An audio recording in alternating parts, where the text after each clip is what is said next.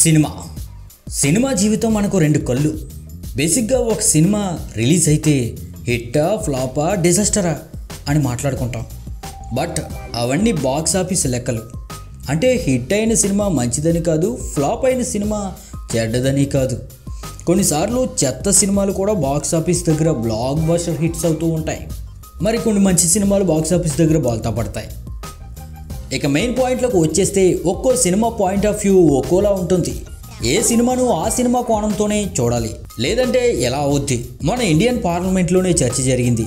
Animal మూవీకి వెళ్ళిన కొంతమంది వైలెన్స్ ఎక్కువ ఉందని తిరిగి వచ్చేసారంట. మరి ఏ సెన్సార్ సర్టిఫికెట్ అంటే వైలెన్స్ అండ్ న్యూడిటీ ఎక్కువ ఉంటుందని వారికి తెలియదా?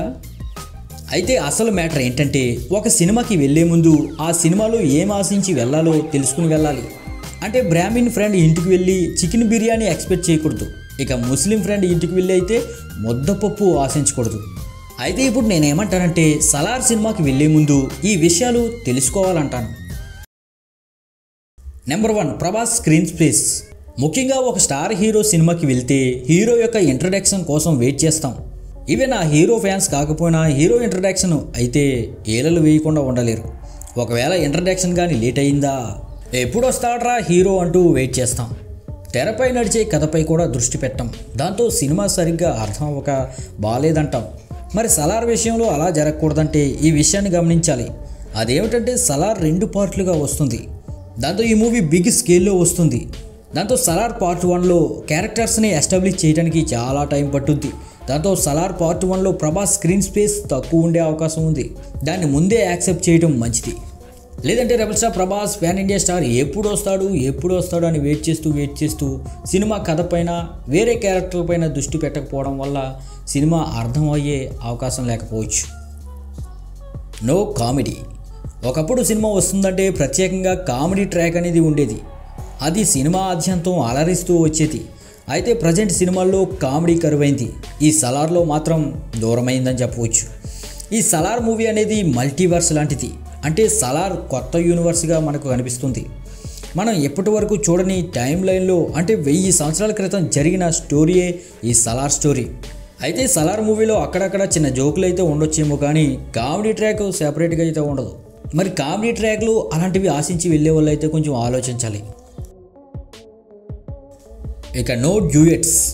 బేసిక్గా మన ఇండియన్ సినిమా అంటే 6 పాటలు, 4 ఫైట్లు, 2 కామెడీ ట్రాక్లు, హీరో ఇంట్రడక్షన్లో action, pre interval twist, interval block, pre climax suspense reveal, ఇక ఫైనల్గా క్లైమాక్స్ యాక్షన్, ఇక లాస్ట్లో పోలీసులు వచ్చి విలన్లు తీసుకెళ్లడం, హ్యాపీ ఎండింగ్, శుభం కార్డు వేస్తారు.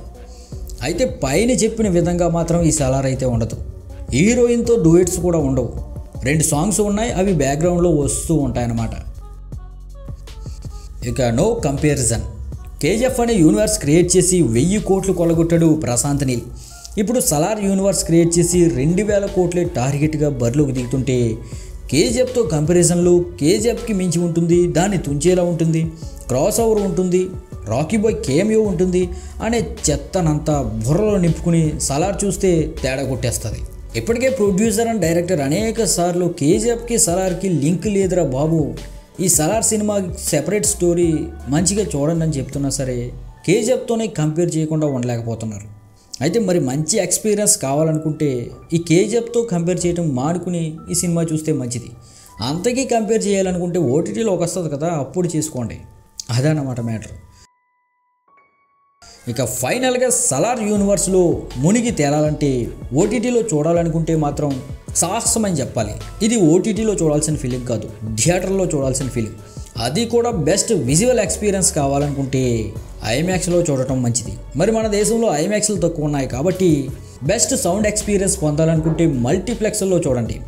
ఇక బెస్ట్ సెలబ్రేషన్ ఎక్స్పీరియన్స్ కావాలనుకుంటే సింగిల్ స్క్రీన్స్లో చూస్తే ఆ ఫ్యాన్స్ హంగామా, హడావుడి, ఫ్లెక్స్ సెట్టింగ్స్, ఏలలో విజిల్స్ అవన్నీ మామూలుగా ఉండవు అనమాట. ఇక దానికంటే ముందు ఈ వీడియోని ఎంతవరకు చూసారంటే మీకు నచ్చిందని అనుకుంటున్నాను. వెంటనే మరి సలార్ అప్డేట్లు వెంటనే పొందాలనుకుంటే మన ఛానల్ వెంటనే సబ్స్క్రైబ్ చేసి మీ అభిప్రాయాన్ని కూడా కింద కామెంట్ చేయండి మరి.